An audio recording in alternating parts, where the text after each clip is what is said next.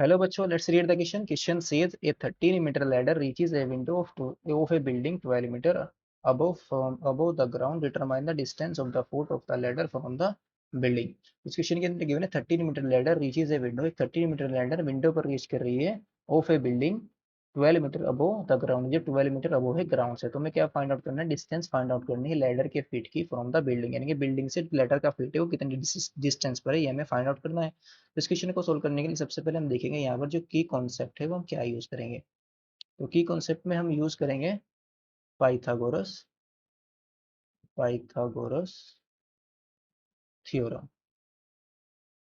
और Pythagoras theorem क्या कहते हैं? In right angle triangle the sum of the square of two smaller side is equal to the square of larger side. तो इस theorem को use करके question को सोल्व कर लेंगे. क्वेश्चन के अंदर गिवन है एक बिल्डिंग है 12 मीटर, जिसी की हाइट एक बिल्डिंग है जिससे ग्राउंड से 12 मीटर की हाइट पर क्या है? एक विंडो है जिस पर एक क्या कर रही है? एक लैडर रीच कर रही है.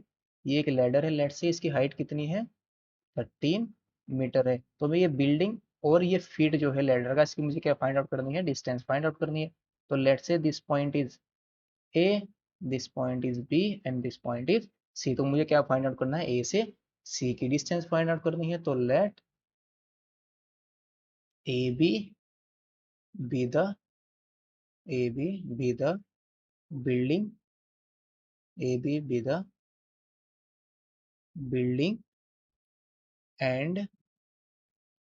and BC be the ladder. BC be the ladder. Then जो A से B की डिस्टेंस है, यानी कि बिल्डिंग की जो हाइट है, यानी कि जो विंडो है वो कितनी हाइट पर है? That is then A B कितना है? 12 मीटर है. और बी सी कितना है? 13 मीटर है. तो जो एंगल है A, that is angle C A B and angle C A B, ये एंगल कितना है? 90 डिग्री. तो बाई पाइथागोरस थ्योरम तो ये ट्रायंगल मेरा कैसा बन गया? That is C A B. ये जो ट्रायंगल बना है कैसा ट्रायंगल बन गया? राइट एंगल ट्रायंगल बन गया. तो by Pythagoras theorem by Pythagoras Pythagoras theorem we have. Pythagoras theorem क्या कहती है? जो BC का स्क्वायर होगा वो किसके इक्वल होगा?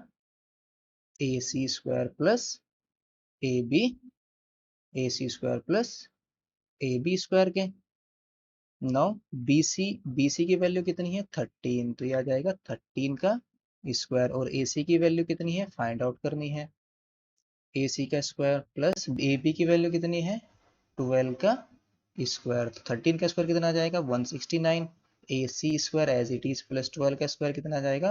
144. तो 144 को लेफ्ट में ले आएंगे तो 169 माइनस 140 माइनस 144, क्योंकि 144 को जब लेफ्ट में लाएंगे तो कैसा हो जाएगा?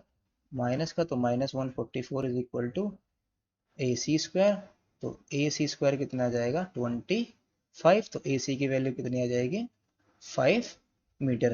यानी कि जो लैडर होगी वो कितनी डिस्टेंस पर होगी? 5 मीटर की डिस्टेंस पर होगी फ्रॉम द बिल्डिंग. यानी कि बिल्डिंग से जो लैडर के फीट की डिस्टेंस होगी वो कितनी होगी? 5 मीटर होगी. hence the required